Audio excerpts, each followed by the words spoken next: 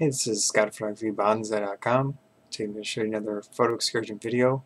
In this case, I was with some friends who were taking some motorcycle photos. I was using the Pentax K-7, K-5, I believe, and also the 85mm f1.4 FA star lens and the 10-17mm fisheye lens. First off, I'll show you some of the good photos, some of the bad photos. Actually, I have two sets to go through. So, start off here.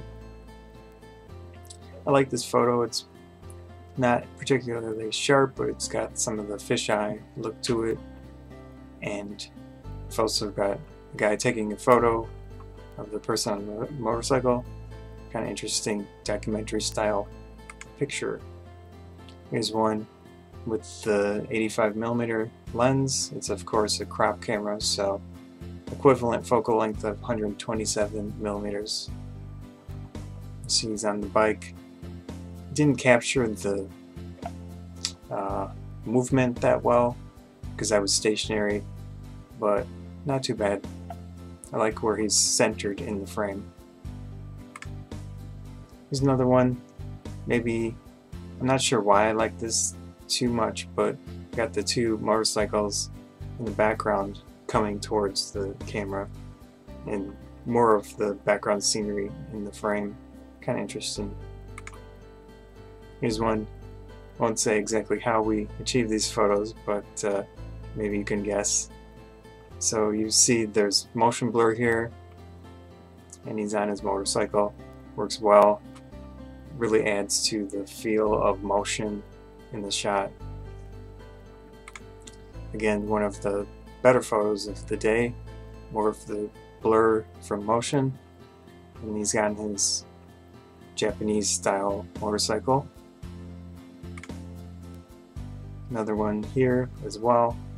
I like the framing, more of the motion blur, that really helps. That was with the fisheye lens.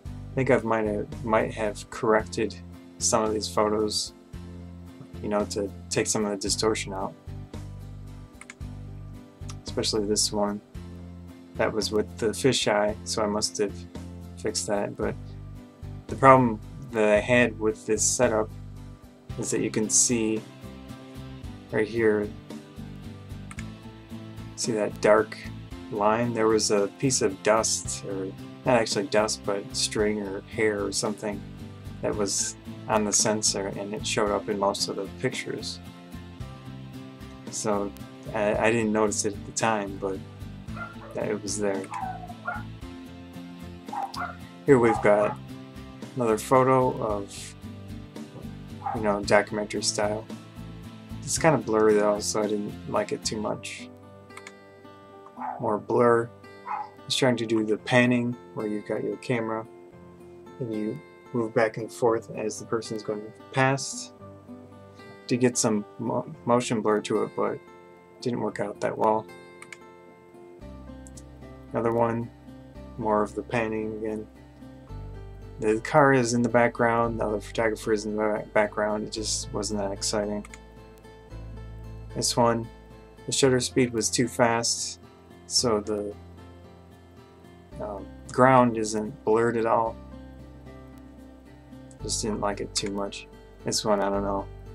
With the prime lens, in some situations, you're just not going to get what you want if you can't move around. In this situation, I think I was stationary for a reason. So let's go to the other set. Just a nice portrait style photo. You've got the bike, you've got the guy on the bike, smile. That works really well, I think. Actually, it looks like I was only using the K7 in this case. So I like the sharpness, the look of that photo. That was with, of course, 85. Another similar portrait, although this is a landscape formatted one. I like how he's got his glove hand. You know, that adds a little extra to the photo. Another one with the bikes in the foreground, with the thin depth of field. good motorcycle shot. Got the one in the front. This one also, slight tilt to the photo. Adds. I took other ones with a similar framing, but this one with the tilt, it just makes it look more exciting.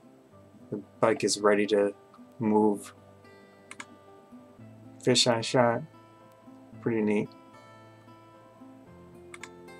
Another fisheye with the two guys in the bikes. This one here, I did quite a few of this, but this is the only one that turned out as good as I could manage.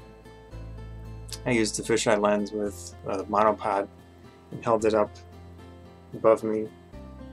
Just tried to get a good photo. It would have worked a lot better if the camera had a screen that you could tilt, but the Pentax don't do that. Here's some of the more boring ones of this group. Just didn't work out too well there. This one, the framing is off, cut off some of the scene. Another one not too exciting. In this case, too much depth of field.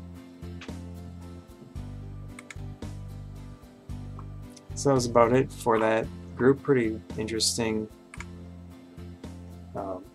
thing. I don't often do stuff with motorcycles and vehicles, but pretty fun and worth trying. Thanks.